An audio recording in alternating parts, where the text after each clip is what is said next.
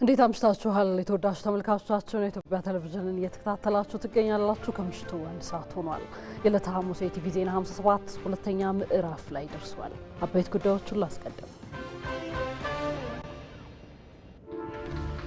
የጤና ሚኒስትር ዶክተር መቅደስ ዳባ በተለያዩ ጊዜያት ለሚከሰቱ የህብረተሰብ የጤና አደጋዎች በቂ ምላሽ መስጠት የሚያስችል አቅም እየተፈጠረ መሆኑን ተናገሩ።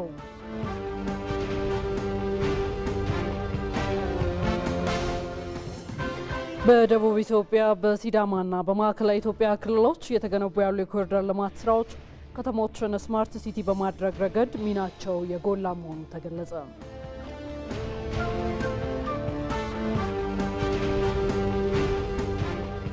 ከውጭ ህንድና ፓኪስታን በገቡበት ግጭት የ44 ሰዎች ህይወት ማለፉ ተነገረ። የሚሉት የኢቲቪ ዜና 57 ምዕራፍ 2 አበይት ጉዳዮቻችን ናቸው።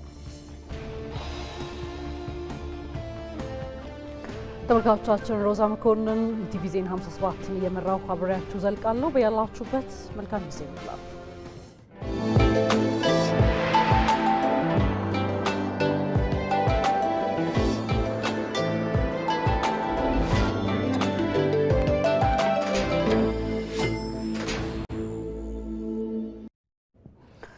ወደ ቀዳሚው ዘገባ አመራለሁ። የጤና ሚኒስትር ዶክተር መቅደስ ዳባ በተለያዩ ጊዜያት ለሚከሰቱ የህብረተሰብ የጤና አደጋዎች በቂ ምላሽ መስጠት የሚያስችል አቅም እየተፈጠረ መሆኑን ተናገሩ።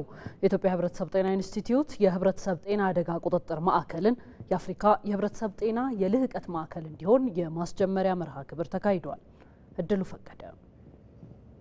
የኢትዮጵያ የህብረተሰብ ጤና ኢንስቲትዩት የህብረተሰብ ጤና አደጋ ቁጥጥር ማዕከልን የአፍሪካ የህብረተሰብ ጤና የልህቀት ማዕከል እንዲሆን የማስጀመሪያ መርሃ ግብር ተካሂደዋል። በመርሃ ግብሩ ላይ የጤና ሚኒስትር ዶክተር መቅደስ ዳባ የዓለም ጤና ድርጅትና የአፍሪካ ሲዲሲ ተወካዮችን ጨምሮ የክልሎች ጤና ቢሮ ኃላፊዎች ተገኝተዋል። የጤና ሚኒስትር ዶክተር መቅደስ ዳባ በዚህ ወቅት እንዳሉት በይፋ ስራ የጀመረው የልህቀት ማዕከል የቅድመ ማስጠንቀቂያ፣ የዝግጁነት፣ የምላሽ አሰጣጥና የመልሶ ማቋቋም ስርዓቶችን ያካተተ መሆኑን ገልጸዋል።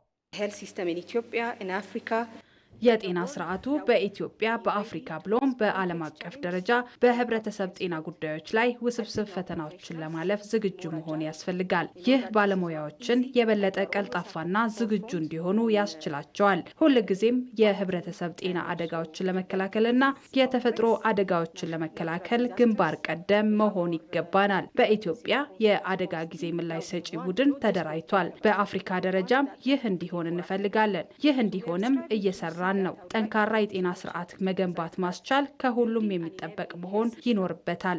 ለዚህ ደግሞ የኢትዮጵያ መንግስት ግልጽ እቅድ ስላለው በጋራ መስራት ከሚፈልጉ ሁሉ ጋር በጋራ ለመስራት ዝግጁ ነን።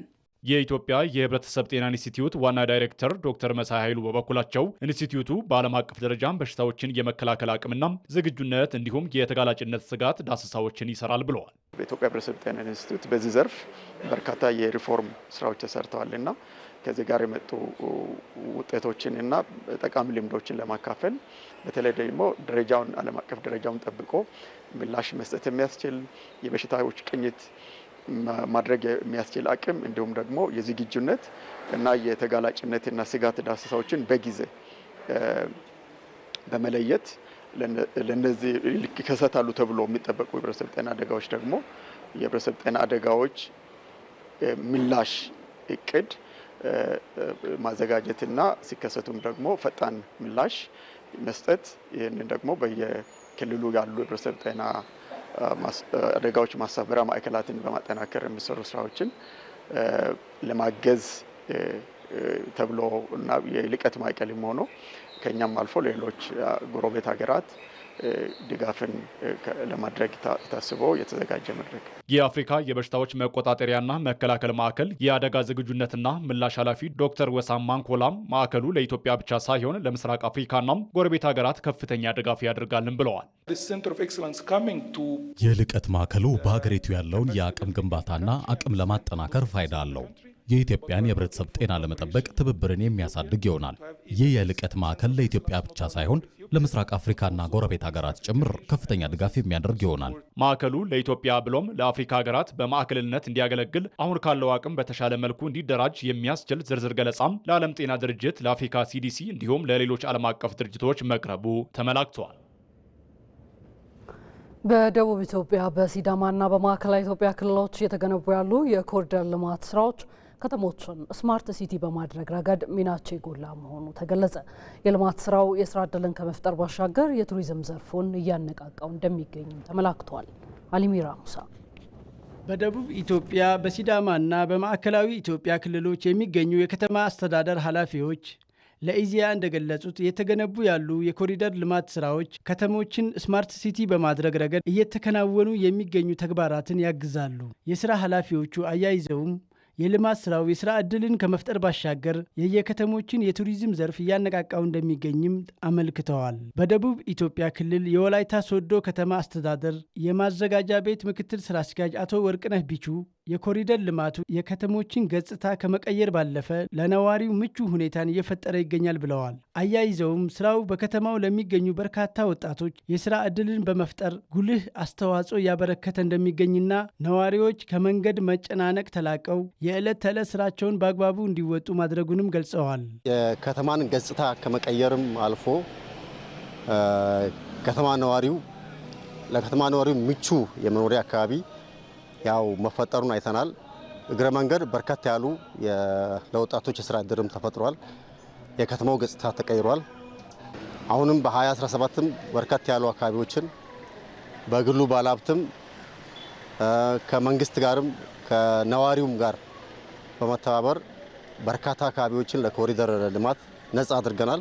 የሲዳማ ክልል ከተማና መሰረተ ልማት ቢሮ ተወካይ አቶ መከተ ተሰማ በበኩላቸው የኮሪደር ልማቱ የሐዋሳ ከተማን ውበት ይበልጥ ጎልቶ እንዲወጣ ያስችሎታል ብለዋል። ከተማዋን በአገልግሎትና በመሰረተ ልማት ግንባታ በማዘመን የስማርት ሲቲ ፕሮግራም እንዲሳካም ድርሻው ከፍተኛ መሆኑን ጠቁመዋል። በተለይ ሲቲ ስማርት ሲቲ ኮንሰፕትም ጋር ተያይዞ ያለው ለነዋሪዎቹ ምቹ፣ ሳቢ፣ ማራኪ ከመሆኑ ጋር ተያይዞ ሰፊ ፋይዳ እንዳለ ነው መገንዘብ የሚቻለውና በተለይ ለኢኮቱሪዝሙም ቀላል ድርሻ ያለው ተብሎ አይገመትም።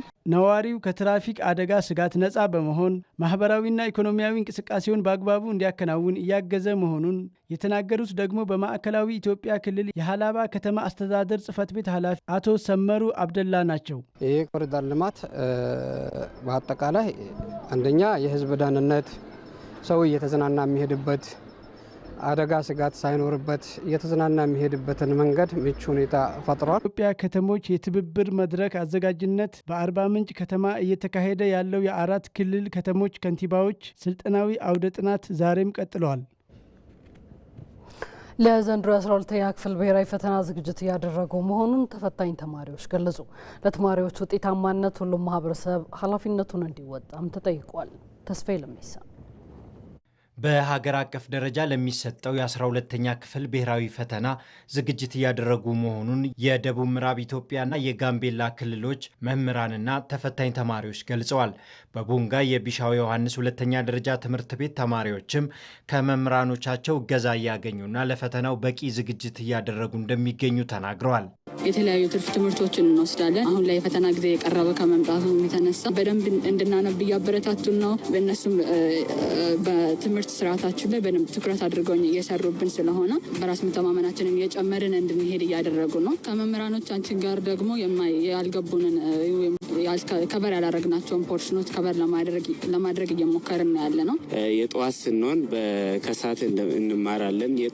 ከሰዓት ስንሆን ደግሞ ጠዋት መተን እንማራለን። ብዙ ተማሪ ጥረት እያደረገ ነው እንደኔ ያለው። በግል በቤትም የምናደርጋቸው ነገሮች አሉ። እዚህ በላይብረሪም አክሰሱ የተመቻቸልን ነገር አለ። በትምህርት ቤቱ ተፈታኝ ተማሪዎችን ለጥሩ ውጤት ለማብቃትም መምህራን ተጨማሪ ክፍለ ጊዜዎችን በመመደብ ለፈተናው ዝግጅት እየተደረገ ነው ብለዋል። በቂ ዝግጅት እያደረግን ያለ ነው። መምህራኖቻችን በጣም ቀንና ማታ ደክመው እየሰሩ ነው። አሁንም የቀረውን ጊዜ የመንግስት አካላትም የሚመለከታቸው ወላጆችም ራሱ ተማሪውም የግቢው መምህርም ተባብሮ ተጋግዞ ተማሪዎችን ውጤታማ ማድረግ እጅግ በጣም አስፈላጊ ስለሆነ የቀረውን ጊዜ ያው ተግተን የምንሰራ ነው የሚሆነው። የደቡብ ምዕራብ ኢትዮጵያ ክልል 19,000 ተማሪዎች የዘንድሮ የ12ኛ ክፍል ፈተናን ይወስዳሉ። በተመሳሳይ በጋምቤላ ክልል ከ12000 በላይ ተፈታኝ ተማሪዎች ብሔራዊ ፈተናውን እንደሚወስዱ የክልሉ ትምህርት ቢሮ አስታውቋል። ለዚህም ዝግጅት መደረጉን ነው የተገለጸው። የፈተናው ቅድመ ዝግጅት በኮመን ፖስት ነው ፈተና የሚመራ። በኮመን ፖስት በክልሉ ርዕሰ መስተዳድር የሚመራ ሆኖ ኮመን ፖስቱም አባላት የብዙም ስብስብ ያለው ሲሆን ከርዕሰ መስተዳድሩም ጸጥታ አካላትም ኢትዮ ቴሌኮም፣ መብራት ኃይል፣ የተማሪም ወላጅ ህብረት፣ ትምህርት ቢሮ የሚመለከታቸው አካላት እነኚህ ሁሉ ደግሞ በዚህ ኮሚቴ ውስጥ ትራንስፖርትም ቢሮም ጨምሮ ሌሎችም የሚመለከታቸው አካላት ጋር የፈተና ደህንነት መጠበቅ በሚያስችል ደረጃ ላይ የተወጣጣ ኮሚቴ ነው የተደራጀው። ተማሪዎችም ጥሩ ውጤት ለማስመዝገብ ዝግጅት እያደረጉ መሆኑን ተናግረዋል። በክፍል ውስጥ ከሚሰጠው ትምህርት በተጨማሪ የተለያዩ የማጣቀሻ መጻሕፍት በማንበብ ለፈተናው በቂ ዝግጅት በማድረግ ላይ ይገኛለሁ። ለተማሪዎች ውጤታማነት ከወላጆች ጀምሮ ሁሉም ማህበረሰብ ኃላፊነቱን እንዲወጣም ተጠይቋል። ትምህርትን ተማሪዎች ብቻ የምትሰጩ አይደለም። ወላጆች ከቅድመ ዝግጅት ጀምሮ በሞቲቬሽናቸውን ከፍ ከማድረግ ጋር ሊሆን ይችላል፣ ወይም የተሻለ ነገር በማቅረብ ሊሆን ይችላል። ወላጆች ሚና አላቸው። ትምህርት ቤቶቹም በተመሳሳይ ምቹ የትምህርት ቤት አካባቢ ከመፍጠር ጀምሮ ጥራት ያለው ትምህርት ከመስጠት ጋር ተያይዞ የራሳቸው ሚና አላቸው። ተማሪዎች ይበልጡን የሚወስዱት እነሱ ናቸው። አሁን የሚያጠኑበትን አካባቢ ቋሚ የሆነ የእንቅልፍ ጊዜ፣ ቋሚ የሆነ የጥናት ቦታ፣ ቋሚ ኔሴንስ በየጊዜው የማይቀያየር ቢሆን ጥሩ ነው። ማህበራዊ ያልኩት ቅድም ሶስቱም አራቱም አካላት ተረባርበው ነው ውጤቱን ሻል ሊያደርጉት የሚችሉ። ቀጥለናል። በአዲስ ቀን የሀገር ጉዳይ በዋና አጀንዳነት የያዝነውን የሀገራዊ ምክክር ጉዳይ በዜና ኢትዮጵያችንም ተጨማሪ ዘገባ አድርሰናችሁ ነበር። በኢቲቪ ዜና 57 ከዚህ ጋር የተገናኘ አንድ መረጃ እናገራችሁ። እንደ ሀገር የገጠሙ ስብራቶችን ለማከም ኢትዮጵያ ከ3 ዓመት በፊት በጠረጴዛ ዙሪያ ለመወያየት የሚያስችል ሀገራዊ ምክክር ምዕራፍ መጀመሯ ይታወቃል። ሀገራዊ ምክክር ኮሚሽንም እስካሁን በመጣበት ሂደት በተለያዩ የክልል ከተሞች የአጀንዳ ማሰባሰብ ስራዎችን ሲሰራ ቆይቷል። ዛሬም እየሰራ ይገኛል። ይህን መነሻ በማድረግ ታዲያ የምክክር ኮሚሽኑ የመጣባቸው ምዕራፎች ምን እይታ ነበራቸው? ሪፖርተራችን ነጻነት ፍቅሩ በሚከተለው ሁኔታ አዘጋጅተዋለች። በኢትዮጵያ በሀሳብ የበላይነት ከማመን ይልቅ የኔ ብቻ ትክክል የሚለው አካሄድ ሀገሪቱን ለዘመናት ዋጋ እንድትከፍል አድርጓታል። አለመግባባቶችንና ልዩነቶችን በምክክር ፈቶ ታዲያ እንደ ሀገርም እንደ ሕዝብም ወደሚቀጥለው ምዕራፍ ለመሻገር ኢትዮጵያ ሀገራዊ የምክክር መንገድ ከጀመረች 3 ዓመታት ተቆጥረዋል። በእነዚህ ዓመታትም ከትግራይ ክልል ውጭ በሁሉም ክልሎች የአጀንዳ ማሰባሰብ ስራውን ማጠናቀቁን የገለጹት የኢትዮጵያ ሀገራዊ ምክክር ኮሚሽን ቃል አቀባይ አቶ ጥበቡ ታደሰ በቀጣይ በትግራይ ክልል የምክክር ሂደቱን ማድረግ የሚያስችሉ ስራዎች እየተሰሩ ስለመሆናቸው በአዲስ ቀን የሀገር ጉዳይ የዜና መሰናዶ ገልጸዋል። ለምክክር ሂደቱ በትግራይ ክልል ለሚካሄደው ማለት ነው አስቻይ የሆኑ ሁኔታዎች እንዲፈጠሩ ከሚመለከታቸው ባለድርሻ አካላት ጋር መስራት ነው። ከዚህ አኳያ ሰፊ እቅዶች ታቅደው ስራዎች እየተሰሩ ነው ያሉት። የሚመለከታቸው ባለድርሻ አካላት ሲባል አንደኛ ያው ጊዜያዊ አስተዳደሩ ነው። ስለዚህ ከጊዜያዊ አስተዳደሩ ጋር ሁኔታዎች ተመቻችተው በክልሉ የሚከናወኑ ስራዎችን በተመለከተ ግንኙነት ለመፍጠር ጥረቶች እየተደረጉ ነው የሚገኙት። ሁለተኛ ሌሎች ባለድርሻ አካላት አሉ። ለምሳሌ በትግራይ ክልል ከሚገኙ ምሁራን ጋር፣ በዩኒቨርሲቲዎች ከሚያስተምሩ ምሁራን ጋር ውይይቶችን ተደርገዋል። ከሲቪክ ማህበራቱ ጋር እንደዚህ ውይይቶች ተደርገዋል። ከፖለቲካ ፓርቲዎች ጋር እንደዚህ ግንኙነቶችና ውይይቶች እየተደረጉ ነው ያሉት። እነዚህ ሁሉ ጥረቶች ምንድናቸው? ሁሉንም አካታችና አሳታፊ የሆነ የምክክር ሂደት በትግራይ ክልል ልክ ሌሎች ክልሎች ላይ እንደተደረገው ሁሉ ለማካሄድ የሚያስችል አስቻይ ሁኔታ ለመፍጠር ጥረቶች እየተደረጉ ናቸው። ሀገራዊ የምክክር ኮሚሽኑ በፌዴራል ደረጃ የሚያደርገውን አጀንዳ የማሰባሰብ ስራንም በግንቦት ወር እንደሚያከናውን ቃል አቀባዩ ተናግረዋል። ያው በርካታ ባለድርሻ አካላት የሚሳተፉበት ስለሚሆን የእነሱንም አመቺ ጊዜ ለመወሰን ምክክሮች ሲደረጉ ነበረ። ከዚህ አኳያ አሁን በተደረሰበት መግባባት በግንቦት ወር መጨረሻ ሳምንት አካባቢ ይሄ በፌዴራል ደረጃ የአጀንዳ ማሰባሰብ ሂደቱ የሚከናወን ይሆናል። ለ3 ቀናት የሚቆይ መድረክ ነው የሚሆነው። የምክክር ሂደቱ የመጣባቸው ምዕራፍ አሳታፊና አካታች መሆኑን ያነሱት ደግሞ በሐዋሳ ዩኒቨርሲቲ በሕዝብ አስተዳደር መምህርና ተመራማሪ የሆኑት አቶ አየለ አዳቶ በቀጣይ በሕዝቦች መካከል ምክክር ባህል ሆኖ ሊቀጥል እንደሚገባም አንስተዋል።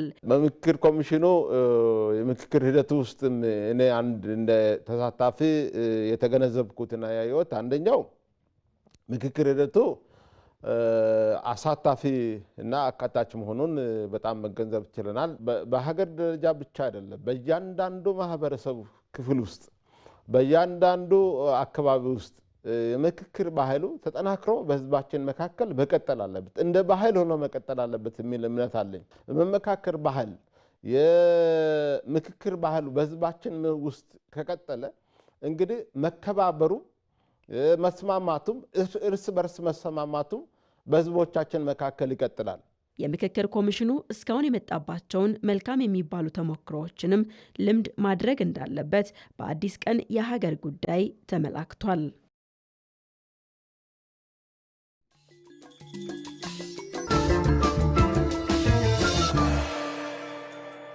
ትልቅ የሀገር ሀብት የሆኑ አንጋፋ ኢትዮጵያዊ እናቀርባለን። ያልሆነ ነገር ሳይ መጠየቅ ነው። አይ የሰው ነገር አይሰማም ታሟል የሚል ወደ እብደት ደረጃ እብድ ነው የሚል ነገር ነው የሰጡኝ። ከ13 ዓመት በኋላ የመጀመሪያው ጉዞ ወደ ጎጃም፣ ከጎጃም ወደ ወሎ፣ ከወሎ ወደ ጎንደር እያልኩ ለ5 ዓመታት ወደ ወላጅ ሳልመለስ በዚያው ቆያለሁ። ከሰው ልጆች ላይ ባይዱ ማን ነው ጥያቄ። ነጭ ጥቁር ማድረግ አንድ ፈጣሪ ስራ ነው። በዘር ሐረጋችን ግን የአዳምና የሔዋን ልጆች ነን። ይሄ ማህበረሰብ የተቋቋመው የተማሩ ሰዎች መጥተው እንዲሆኑ ብለዋል። የዕለት ተዕለት ኑሯቸውን የሚኖሩ ሰዎች እርስ በርሳቸው ተግባብተው ተስማምተው ያቋቋሙት ይሄ በጣም የተለየ ሞዴል ያደርጋል። ጠበስታካቸው ከምድረ ገጽ መወገድ አለበት። ሰላምን ዘርግተን ገነትን ፈጥረን መሄድ አለበት። ጥያቄያቸው ጠብ እንዴት ይቀራል ስላለን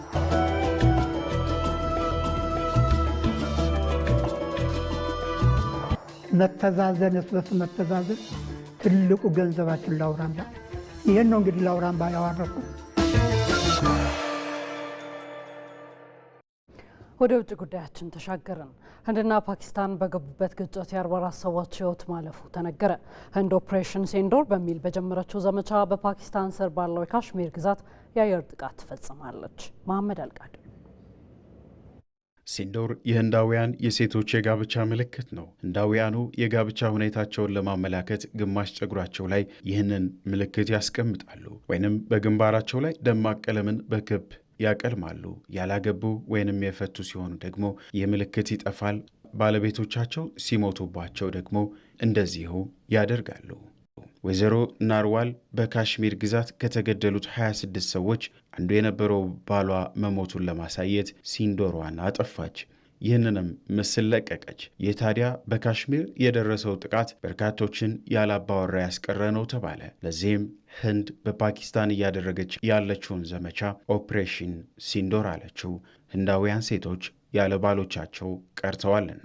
ህንድ በፓኪስታንና ፓኪስታን በምትቆጣጠረው የካሽሚር ግዛቶች ላይ ባሉ በርካታ ስፍራዎችም ላይ ወታደራዊ ጥቃቶችን ኦፕሬሽን ሲንዶር ስትል አካሂዳለች። በትላንትናው ዕለትም የአየር ጥቃትና የሚሳኤል ድብደባ ያካሄደችው ህንድ በፓኪስታን በርካቶች ህይወታቸውን እንዲያጡ ማድረጓን የፓኪስታን መንግስት አስታውቋል። በምላሹም ፓኪስታን የህንድ አየር ኃይል አውሮፕላኖችን 5ቱን መትቼ ጥያለሁ ብላለች። ለዚህ ግን ህንድ ማረጋገጫ አልሰጠችም። የህንድና የፓኪስታን ወታደሮች በአጨቃጫቂዋ የካሽሚር ድንበር ላይ ምሽቱን የጦር መሳሪያ ልውውጥ እንዲሁም የመድፍ ተኩስ ልውውጦችን ማድረጋቸውን የህንድ ጦር አስታውቋል። የኒውክሌር መሳሪያን የታጠቁት ኒው ደልሂና ኢስላማባድ በህንድ በሚተዳደረው እንዲሁም አወዛጋቢ በሆነው በካሽሚር ግዛት በቱሪስቶች ላይ የተሰነዘረውን ጥቃት ተከትሎ 2 ሳምንታትን የዘለቀ ግጭት ውስጥ ገብተዋል። የፓኪስታን ጠቅላይ ሚኒስትር ሻህባዝ ሸሪፍ ትላንት ምሽት ባደረጉት ንግግር ኢስላማባድ በህንድ ለተገደሉባት ሰዎች በቀሏን ትመልሳለች ነው ያሉት። ይህን ባሉ በጥቂት ሰዓታትም ውስጥ በድንበሮች አካባቢ ከ44 ሰዎች በላይ ህይወታቸውን አጥተዋል። በፓኪስታን በኩል 31 ሰዎች በህንድ ጥቃት ሲሞቱ እንዲሁም ከድንበር አቅራቢያ በተተኮሱ ጥይቶች ከህንድ በኩል 13 የሚደርሱ ሰዎች ህይወታቸው ማለፉን ነው አልጀዚራ ያስነበበው።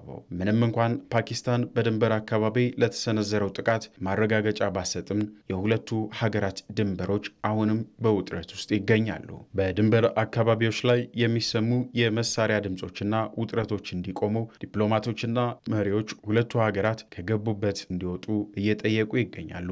እንደ አውሮፓውያን አቆጣጠር በ1947 ከብሪታንያ አገዛዝ ነፃ ከወጡ በኋላ ህንድና ፓኪስታን ለበርካታ ጊዜያት ተዋግተዋል። አሁን ደግሞ የሁለቱ ሀገራት የጦር አቅም ከፍ ያለ መምጣቱን ተከትሎ ያለው ግጭት የከፋ ጉዳትን ሊያስከትል እየተባለ በርካቶች ስጋታቸውን እየገለጹበት ይገኛሉ።